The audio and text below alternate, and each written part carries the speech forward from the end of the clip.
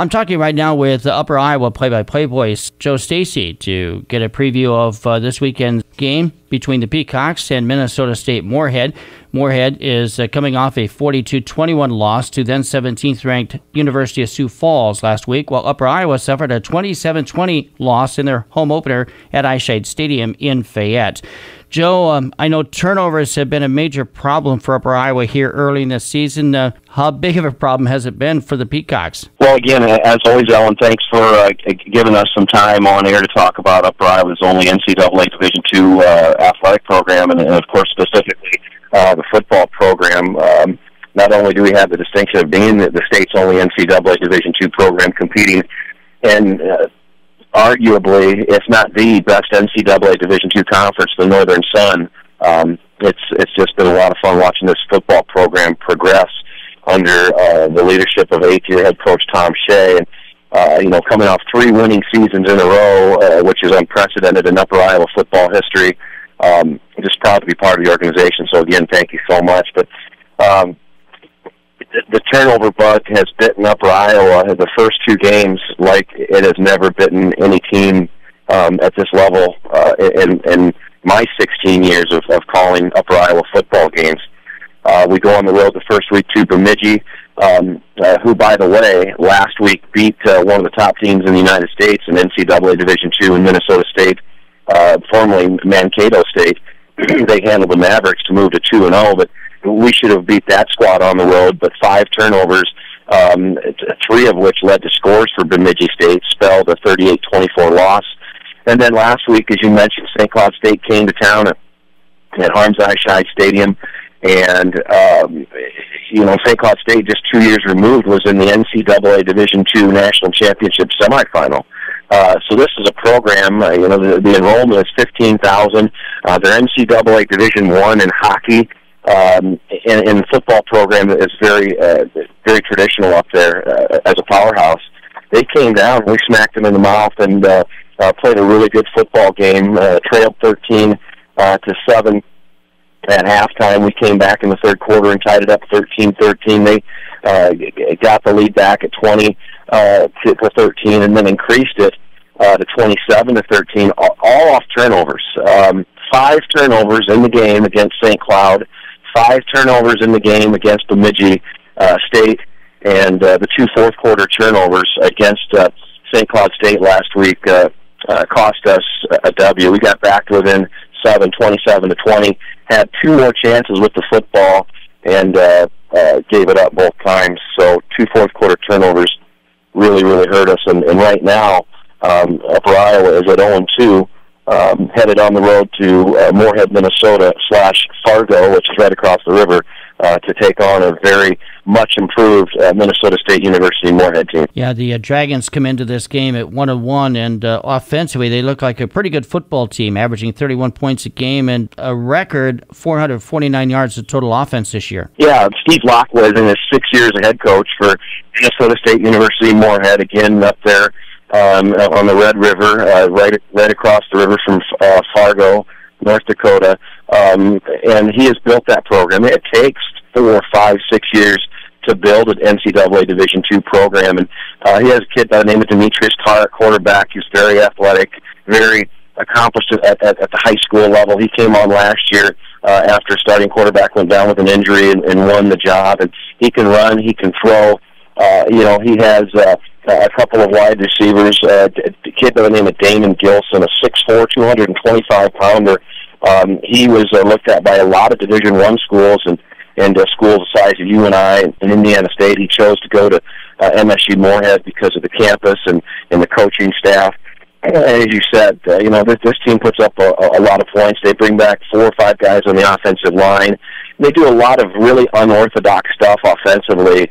End arounds, Statue of Liberty type stuff, just really big play-making, game-changing plays that can, swerve the game in their favor if it's a close game, or can break, a team's confidence by putting up a couple big plays. So it'll be an interesting contest, and a contest that, quite frankly, Upper Iowa needs to win to get in the win column. The playmakers we talked about, quarterback Demetrius Carr this year has already thrown for 539 yards and 6 touchdowns. He's also ran for a pair of scores. And Damon Gibson, he's caught 17 passes for 310 yards and 4 touchdowns in 2 games this year. So right there, you've got 2 guys that the defense has to concern themselves with. I know Upper Iowa offensively has been able to move the ball this year, Joe, because they entered last week's game second in the nation in number of first downs, and there was one other offensive category they were among the top 10 in. How big of a challenge will this be this weekend for Upper Iowa offensively? Well, we'll have to see what the injury report looks like, and I don't know anything about that just yet, but as you said, Upper Iowa's NASCAR package is what they call it. They won't, after the whistle blows. It's just amazing the execution that goes on with this NASCAR package, and you've seen it at other college levels and in the NFL, even for that matter. That 15 seconds when the ball is down, you're to be lined up, and then you're snapping the ball for your next play. And so the goal is to get 85 to 100 snaps per game, and that's what Upper Iowa is going to continue to do. And no matter who's playing at what positions, I know we go too deep pretty well at most positions. So we'll see, what the injury report has for us. But Upper Iowa's going to move the football, and Ryan Parmley out of Delhi has been tremendous the first couple games.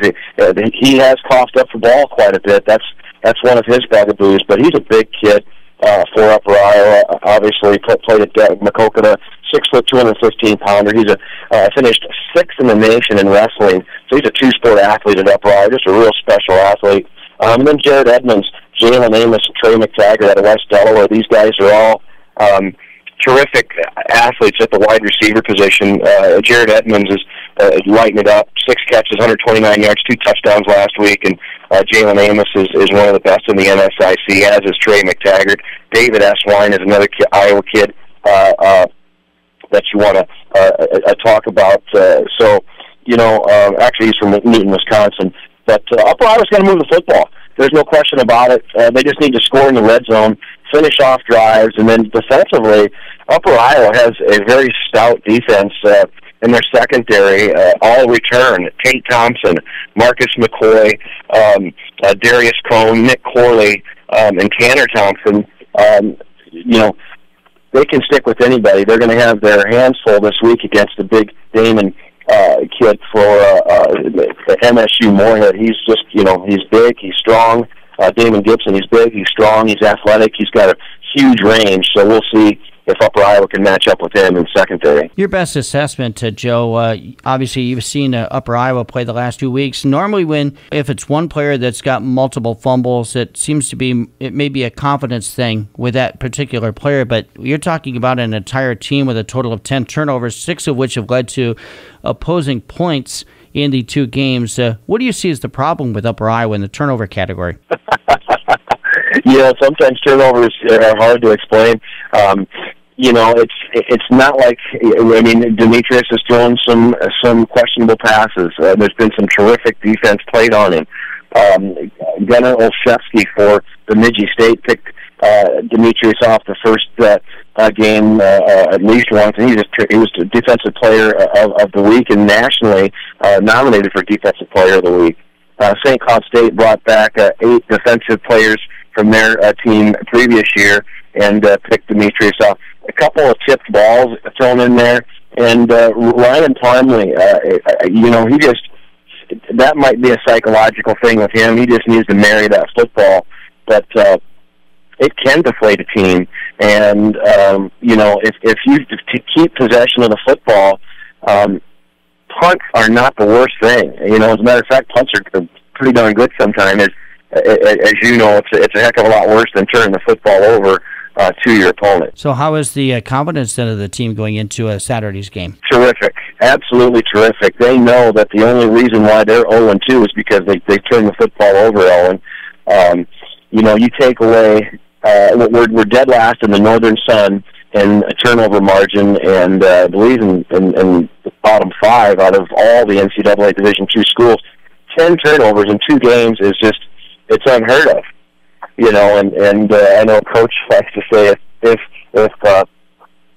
if that doesn't happen, we're 2-0. If we come out of there and we don't turn the football over the first 2 weeks, if we have one turnover, depending on where it's at in the ball game, of course, hindsight's 20/20. But if we take care of the football, we're 2-0. So I guess the team knows it. The offense moves the ball. We haven't been able to finish some drives, and then a lot of those drives have resulted in turnovers. So that's the one thing. That's the one thing. And at running back, we need a thunder and lightning. Ryan Parmley's the thunder, and he's had two games over 90 yards for Upper Iowa, the former Coconut Valley standout. And hopefully we get a kid by the name of Derek Portis back this week. He's a 5'10", 185-pound sophomore out of Lompoc, California, who replaced our All-American running back a few years back. We need that lightning, and we've got the thunder. We need a change of pace running back. I think that'll help. And again, in the fourth quarter, if the ball game is tight, we can't turn the football over, and we got to finish drives. Upper Iowa's had some recent success against Minnesota-State-Moorhead. They've won 3 straight in what will now be the 7th meeting between the two teams, a series that the Peacocks lead overall 4-2. Kickoff is at 2 p.m. from Niemczak Stadium in Moorhead, Minnesota. Joe Stasi will be on the call starting at 1:30. Our pregame coverage on AM 950 KOEL. Joe, as always, thank you for giving us an insight on the weekend game. Hey, as always, thank you. You're a pro. We love your program, and a big fan. Thank you so much for giving Upper Iowa a few minutes.